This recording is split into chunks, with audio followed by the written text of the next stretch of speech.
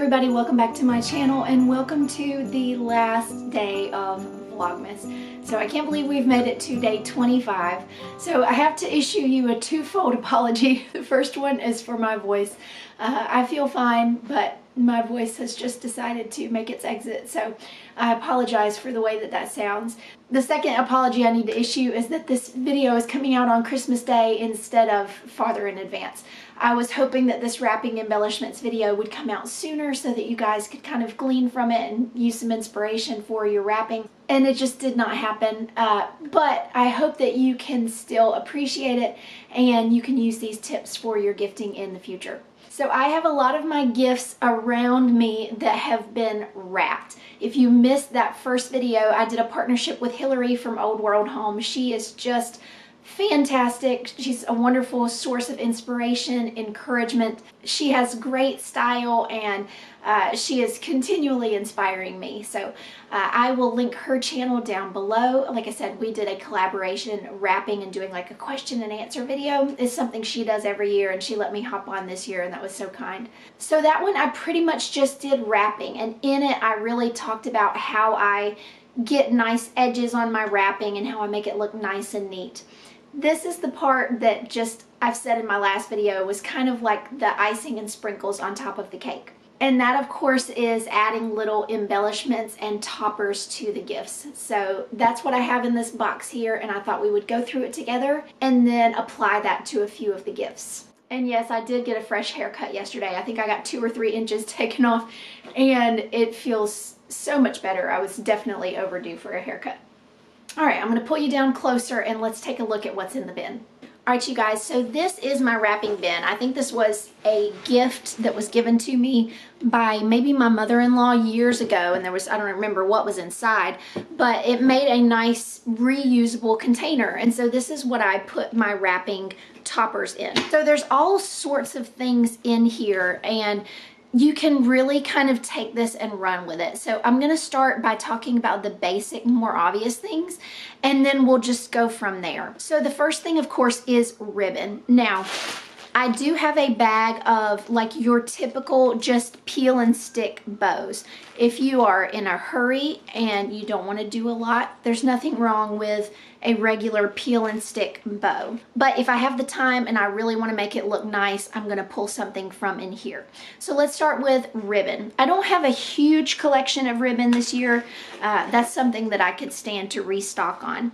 But I like to keep them kind of all together so that way I can look and see kind of which one coordinates best with that particular package. So I have 5 ribbons to choose from this year. So over here on this side I have a brown satin. I found this at a yard sale. I only wanted to pay $0.25 and the lady did not want me to pay $0.25. But she let me pay $0.25 anyway. Sometimes yard sales are like that. I have this red and white kind of striped one here. I have this bright red one here, and it's sort of, these last 3 are sort of a velvety texture. So I have a red, and then I have a thicker, a wider that's a blue. I found these way on sale somewhere. I can't remember where now, but oh, at Ollie's. I got several of them because they were way on sale. And then this is a thrifted. It's super wide and it's like a burgundy velvet. All right, in addition to the ribbons, I also have a large spool of baker's twine. So this can be used for gifts, but it can also be used for baked goods. I have 2 ends of the traditional red and white, and then I have some black and white in the middle, and this really comes in handy. This is 180 feet, and you would be surprised how often I use this. This was $6 at Target, but I'm pretty sure I bought it after Christmas, so it was on sale even more than that. All right, so that gets us through your ribbon. So a lot of times I will take a gift and I will just kind of wrap it around one way or the other. And if I really want to be extra, you know, I can do both. Of course, that's going to use more of your ribbon, so you just have to kind of make that choice. And then from there, we really kind of get into the fun part. I do kind of save little bows. If I get a gift and it's got a nice bow that, you know, is something that I could go ahead and tack onto a gift, I will add that. But I have just an assortment of things here, and most of these were found either on clearance after Christmas or they were found thrifting or yard sailing. So I found 4 of these stockings that are kind of like a tartan plaid. These would be really cute nestled on top of a gift, and then you could put some sprigs of Christmas tree in it, or you could put a candy cane or a combination of any of that, and then maybe have a little tag sticking out with the recipient's name, and that would be a really cute topper on a gift. I have a couple of bottle brush trees. These are really cute to wrap the baker's twine around and then just have them kind of laying on top of your gift. It's a really cute touch. These are some sets that I got on sale after Christmas at Target, and they just have a variety of little like bits and bobs, I guess. And so you can see there you've got like a little wreath, you've got some little sprigs of greenery, some red berries, a very small bottle brush tree. This was another one I got after Christmas, and I'm almost out. I had maybe like 4 packs of 2 different types of wreaths, and I'm almost out. But these were from TJ Maxx after Christmas, and they're particularly nice because they already have a to from tag on them. So other than sprigs of things, you can also use ornaments. So a lot of times after Christmas or at yard sales and thrift stores, I will just look for really cute kind of unique ornaments. So I have these 2 wooden ones that say Mary. These were a Target find. I also have these from Target, the Wonder Shop, and they are little photo frames. So you could put a photo in here, you could put a silhouette in here if you really wanted to be fancy, and you could even just put your to and from. These do have like a 2024 tag on them, but I wouldn't let that stop you. I think that I can undo this knot and slip the 2024 off, and then you have a perfectly good photo frame that you can use for whatever you want. And if you do choose to put a photo in it, then it doubles as a gift topper and an actual ornament that they can use on their tree. Got a couple more sprigs of different greeneries here. Some more ornament type things that I found after Christmas. I have a few of these little skis with ski poles. Very cute little ornament that you can just easily tie onto a gift. And then a cute little wooden nutcracker. And then from there, we kind of get into some of the more like tailored ones that I've picked up. So for my nieces, I found these because they are their first initials. So I love that they are different, and I love that they are very much tailored to them because they are, you know, their initials. And you can see there, this one was thrifted for 50 cents and this one was as well. So, you know, not a bad price to top a gift, and then they can use these if they choose to. My favorite gift topper this year was something that I thrifted. It was $1, but I got this for my son. And so again, this will double as a cute little topper, but also a toy in and of itself. I think that is just going to be so sweet.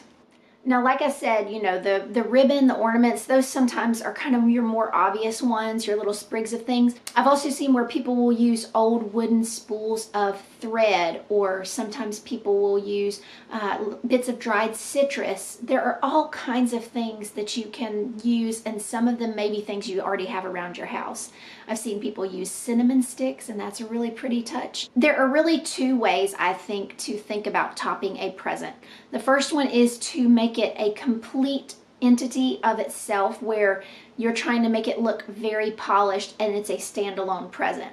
The other way, and I'll kind of insert some pictures here, is to think about it as a part of the whole. And what I mean by that is maybe your gift doesn't look like it has all the pizzazz and all of the brightness and things because it's in with everything else, and you want everything to look nice and collected and to be balanced. So I hope that that makes sense. You can either choose to go over the top and have everything look, you know, dressed to the nines, or you can kind of have a ribbon and an ornament and then call it a day, because you know that pretty much everything is going to have a ribbon and an ornament, and it's going to look pretty all total as a picture. And just a note about gift bags, I don't have anything against gift bags. I will use them if I don't have a box that fits, but I've always loved a wrapped box. That's my first choice, and then if I can't do that, then I'll do a gift bag. But there are some really lovely gift bags out there as well. All right, so this wooden train is something that I DIY'd for my son when he was little, and I got it at the thrift store. I stripped it down, I redid the ties that were here and used some thrifted fabric that I had, And so I have my niece's gifts in them here. So I thought we would go ahead and top these gifts together. Okay, so this one gets the L, which I didn't even really plan that out. I'm so glad that the red looks good with that because I just tried to get a paper that I thought she would like. I didn't really think that through very well. Okay, so let's think through this together. I'm gonna have the L there, which, oh my gosh, I love that so much. Okay, let's look at my ribbons. Honestly, the burgundy would still look cute. I'm not even really in the camp that it has to be like all red or all burgundy. Like that would actually be pretty. And then I could kind of like cinch it right there. Okay, that's a thought. That's a thought. Let's look at the other ribbons as well. I'm not feeling the blue.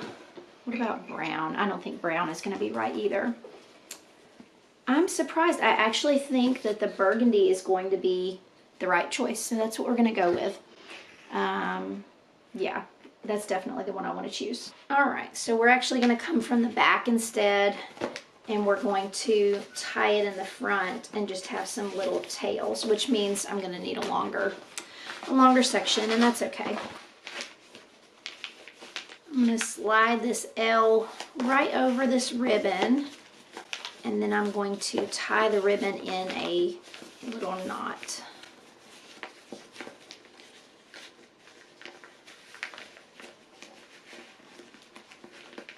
And as I'm tying, I'm twisting the ribbon around to get the velvety part showing and to make the other part on the underside. All right, so I'm really happy with how that looks, and I'm just going to make a couple of changes. The first thing I'm going to do is slide it up towards the top so that my L is not hanging off. I'm also going to tuck a little bit of the slack of the L twine in because I want it hanging just under the knot. Tie it and twist it around.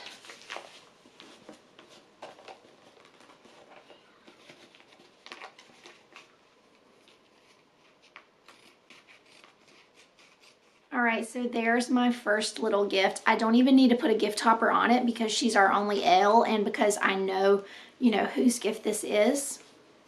So there's gift number one. All right, let's do the J now. I don't actually love this particular ribbon here just for my taste, and it's fine with the wrapping paper. I think they look fine together, but I think I'm gonna change that out.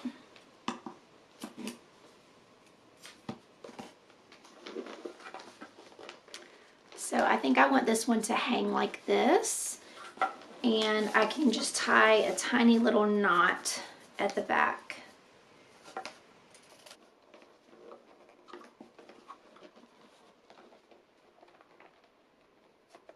Okay, let's do another one. So this is my son's gift, and he has another gift that I haven't wrapped yet, and I'm not sure if I want the truck to be on this one or the bigger one. I think I can make it look cute like this with the baker's twine. I don't know, that is pretty cute. Let's go for it. I wouldn't normally do that combination, but I think it's gonna be cute. I would either do the baker's twine or this ribbon. Oh, now that I see it, I think I might go with this one. So I'm basically just gonna come from underneath and I'm gonna tie it tight and have a bow on top of the truck, and that's it. So I'm gonna hold the ribbon under my present and I'm gonna pull up to get an even length on both ends. He is 7 months old. He's not gonna care, but I'm gonna care, and that's worth something, right?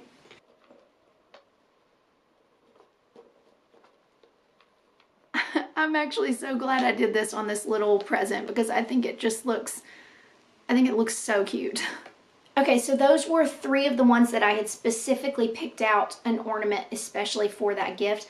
Why don't we do one that I don't have a specific topper in mind? All right, so this is for my daughter. So let's just kind of do some exploring here. Greenery would look really cute tucked into a ribbon. Let's see. I don't know that I'm gonna do the stocking with that one. And I think if I did Mary, I would change this out for baker's twine. I just had the thought that I could stick this underneath the ribbon and then have like a little bottle brush tree where the truck is hauling it. I don't know if I'm gonna do that or not, but I could do that if I wanted. What do you think? Should we do tree or no tree? It's cute, but I kind of think I like it better with no tree. Let me know down in the comments what you would do.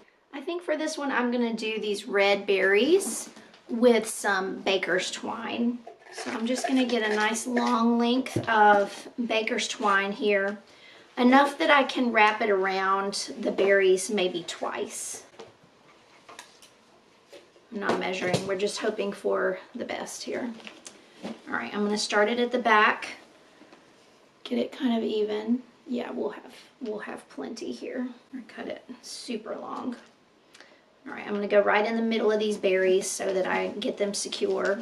I'm gonna go around and cross in the back and come back around to the front once more. And then we're just gonna tie it in a nice little bow. All right, so we have that, but I do actually wanna put a gift tag on it. So I have these that I made in our little hand lettering class at our homeschool group.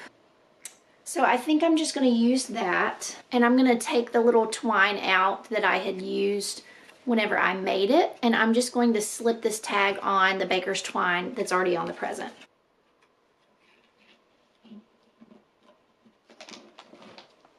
All right, and just like that, we have a really cute personalized gift. All right, you guys, so there are 4 different examples of how I would wrap a Christmas present that I wanted to be cute and personalized with some pretty toppers and embellishments. So you'll have to let me know down in the comments what you thought of this video and which one of these presents was your favorite. Thank you so much for watching, and I'll be talking to you next time.